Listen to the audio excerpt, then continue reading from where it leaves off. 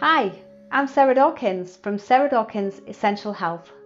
On the 7th of January 2023, we hosted the Heal Yourself online summit, where 15 experts in self-healing kindly gave up their time to impart their wisdom to audiences watching live on Facebook, Twitter and LinkedIn. We've taken all of these live videos and made them available to you here, free on YouTube, for everyone to benefit. I hope you enjoy this and find it helpful. If you want to watch the rest of the speakers, you can do so here. Please don't forget to like and comment on this video and subscribe to my channel. If you want to find out more about myself, my journey and the journey of others through self-healing, you can visit my website at www.sdessentialhealth.com, and you can find my book Heal Yourself on Amazon. Links are in the description below. Thank you for your time.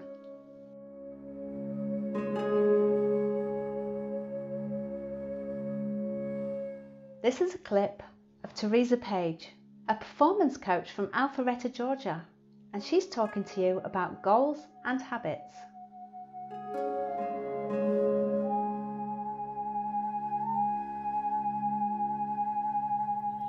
Well, good morning, everyone. I am so excited to be with all of you on today. I trust that you can see my screen and that you can hear me well. I'm so excited to be with all of you. It's probably afternoon on your side of the world, but here it is definitely morning. So it's an honor to be with you. I just want to say, I am so proud to be a part of this experience with Sarah. If you all are in the chat, I would love for you all to clap it up. Let's give her a round of applause just for allowing us to share in this experience along with her. So as she said, my name is Teresa Page of Teresa K. Page, LLC, and I am truly excited to be able to deliver my presentation. We're going to talk about refining your life's purpose, the power of goals and habits. So before I get started, I want to invite you to be able to participate with me, and you can do that by taking notes and responding to any questions in the chat, or even posting questions in the chat, and I'll be sure to answer those before we go. So just a little bit about me. Who is Teresa? Well, I am nothing but an old country girl. I am a native here in rural of North Carolina. I am the sixth of 7 siblings that was born to my mother, Sarah Page, who has always been a missionary, as well as a piano player and a professional cake baker. And my father, ex-military, he has passed on some years ago, but he was a preacher, Elder William B. Page Sr. I was educated right here in the state of North Carolina as far as high school, and then I got my bachelor's degree, and I also have my master's as well as a grad certificate in coaching that I just graduated with on last year. So I'm really excited about that. So I have spent the last 17 years in the education space, in the public as well as private education, more so on the business operations, education support, as well as campus leadership side of the house. But beyond education, I have my passion has been personal, professional, and leadership development for over 20 years. And I have had the honorable privilege of being able to work with students, children, college students, teenagers, educators, adult women, all of that in that space of development. So this is why I'm so excited about my assignment with Teresa K. Page, LLC, because now that I'm outside of the education space, I'm now operating as a full-time coach, a mentor, and an author. And my mission is really to be able to demonstrate how love empowers us as women to lead, to create, and to generate wealth in the fullness of our equality and in our purpose. And I do that with, of course, with coaching as well as mentorship, leadership development, motivational speaking, and as well as hosting signature conferences. So my vision is to be able to be a trusted resource to faith as well as professional organizations that really champion women's success so they can find their place within our community as well as in our marketplace and global economy. And my goal is to be able to help women and to support women in renewing their leadership mindset, to be revived, to revive the leader that they have always been. My goal is also to be able to help women to design action plans so they can create opportunities of high value, as well as being committed to be able to influence our next generation of 21st century leaders. So that's enough about me. It is time to get down to business. So, our theme, as far as with healing yourself, that is such a powerful subject matter. And I'm really excited to be a part of this because one of the things is that what I believe about the human family is that we are specifically engineered to be fruitful, to multiply, to gain mastery, to replenish, and to have supreme authority. So it's not too far fetched to believe that we have the necessary healing properties that's built in our natural and in our divine DNA so we can eliminate our ailments. So, my task today is to drop just a little bit of information about how goals and habits fit into this spectrum of our health and in our well being.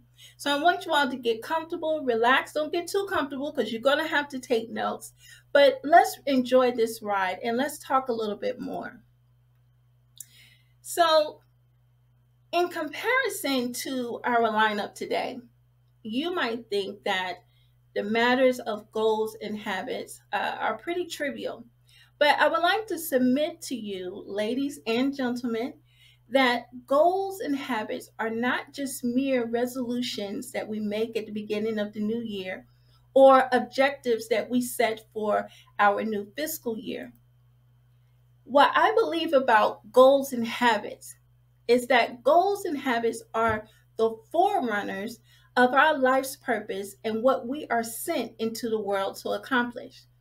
Goals and habits are a light to our feet when we are overwhelmed by the darkness of our emotions, when our emotions start tripping, or if we're having some very intense circumstances. And goals and habits are the GPS to a well thought out course in life, health, wealth, faith, and in love. Now, there's an ugly side to goals and habits because without goals and habits, we will burn through the light of our years, never seeing who or what we could be.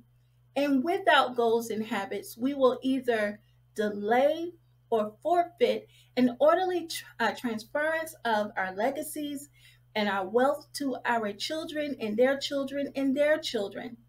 And without goals and habits, we put our souls at risk of depression when we are not in alignment with our purpose, which is connected to our expectations and our hope. So I want to sit on that for just a second. And here's a quote from from a 10th century king. Now he wrote, "Hope deferred maketh the heart sick, but when the desire cometh, it is a tree of life." Now I'm going to repeat that. Hope deferred maketh the heart sick, but when the desire cometh, it is a tree of life. Now, the reason why I mentioned this particular quote is because in my younger years, it helped me to pinpoint why I had these seasons of these blue funks or low spirits or melancholy or depression, if you will. And oftentimes, those particular seasons would paralyze me for days. Now, the sickness or the weakness that I felt it in my core. Oftentimes it would manifest in my flesh, but I felt it in a deeper part of myself. So I wasn't necessarily affected by disease, but there was a dis-ease of not living out my full destiny and my full potential. Now, leaders, I know that I'm not alone here. I know that some of us at some point in our lives, whether you're experiencing now or you'll experience it later or you've experienced in the past, but we have all had a moment where we felt like something is missing. And so this feeling, it is very real and it leaves a very deep void. And oftentimes we pretend that we can't articulate it, but we are clearly aware when something is missing and when we're not fully operating in our true self. So here's a question I present to you rhetorically for you to think about. Could it be that the deferment of our hope could be the real reason why so many are sick among us? Now, that is something to really think about. That if our hope is deferred, the sickness that we believe that we have, or our family members or people that we know in the community, is it really connected to disease? Or could it be the deferment of our hope that has made our heart sick? Now that's something, as I said, to really think about.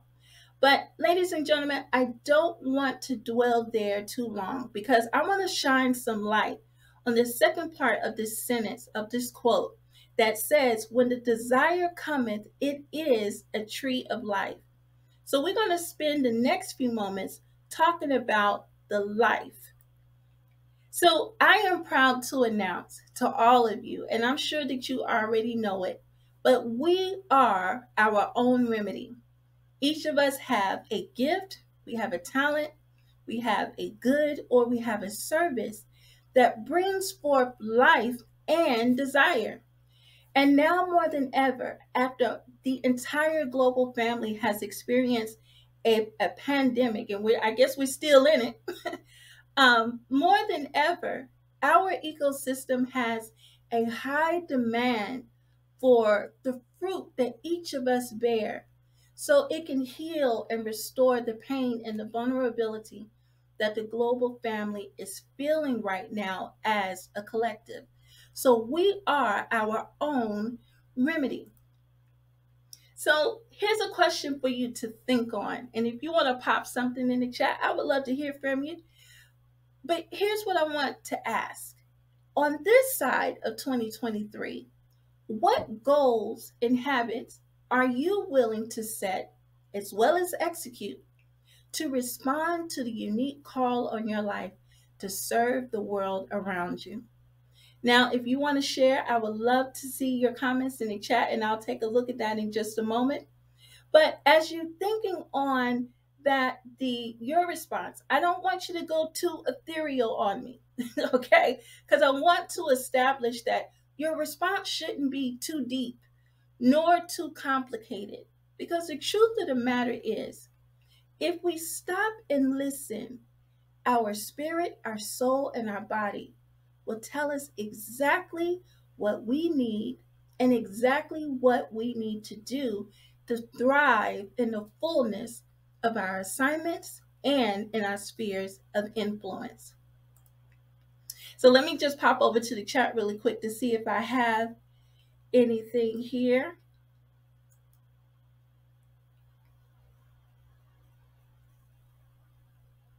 Oh, yes, I see Suzanne says to have hope is so very important. It gives us the will to live. Thank you so much, Suzanne. I love that. I love that. So let's push forward, everyone. And I hope that you all can still see me. So let's move forward. Now, just in case, now I wanted you to think on that question as far as what it is that you intend to do as far as trying uh, to respond to the unique call on your life so that you can serve the world. But just in case you need a jump start, here are a few simple tips and reminders to help us reposition and to refire our life's purpose. So, tip number one, it's very simple. Be kind to yourself by giving yourself the gift of self care. Now, we cannot expect our bodies to partner with us in fulfilling our goals and our purpose if we don't give our body what it needs to flourish. So, again, listen to your body. Your body will tell you exactly what it needs and when it needs it. So, if you're sleeping, definitely sleep when you're sleepy. Eat some good food when you're hungry.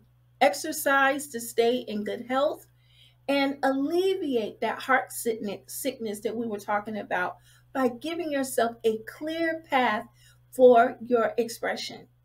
And also connect with the appropriate medical or helping professionals if you are experiencing some challenges that you cannot resolve alone. So be kind to yourself. Now, another tip that's going to help us to refire our life's purpose is to do the things that matter to your personal core. And that means making time for appreciation and affection so you can maintain intimacy with your loved ones. Also, having fun so you can keep your intelligence sweet. You can keep your thought processes as sweet and clear. And so, by doing that, you are positioned to create new ideas, new innovations, new creations. If you can just keep your mind sweet, and having fun allows you to do that. Also, making your deferred hopes and unfulfilled desires a top priority for achievement. Now, the next tip for refiring your life's purpose is turning your hopes and desires into a reality. And you can do that by creating a measurable action plan with attainable goals, having that willingness to commit to the plan. Because it doesn't help us to have a plan if we're not committed to work the plan. So you want to have a willingness to commit to your plan so you can close the gaps between where you are now and where it is that you want to be. So you want to close that gap. And finally, here, connecting to the appropriate resources to help you meet your goals. Now, a couple of examples are, let's say, for instance, that your plan requires you to have an enhanced set of knowledge. So you might want to consider earning an education credential. So you could do that by connecting with an education institution of your choice and request to have a meeting with an admissions advisor to see if that is the right way for you to go. Now, should your plan require a career reset, we might want to consider connecting either with your manager or connecting with your alma mater's career center or even your community's career centers so you can help sharpen your interview skills or to update your resume or even to gain access to some career driven events. Now, should your plan require upward movement in your career with your current employer, you might want to connect with that manager or your HR department so you can learn about what's going on internally, whether it's leadership training, mentorship opportunities, or even taking advantage of stretch assignments and promotions. That's going to give you upward movement within your organization. And should your plan require you to start a business? Like I am, I'm still brand new, got the new car smell on me, a little under 2 years. What you want to do is consider to contact a small business development center or resource within your state, your county, or your town so you can have that one on one consultation with one of those advisors so you can discuss your business planning, your marketing strategies, your financial projections, and so much more. So it's important for you to take advantage of the tools that is available to you because you don't have to build your legacy alone. And that's really the important part. Now, so we finished those particular goals and tips that's going to help you to refire your purpose. So we're going to do something really practical here right now. And I'm going to put my eyes on the chat in a few more minutes. But I wanted to share some practical questions that you can work along or that you can sit in your private time to actually think on. So we have about 10 minutes left. We're going to take these last few minutes and we're going to lay out these questions. So here is how you can turn your hopes and your desires into a reality. Now, one of my mentors always said her favorite saying is, if you fail to plan, then you plan to fail. I'm going to say that one more time. She always loved to say, if you fail to plan, then you plan to fail.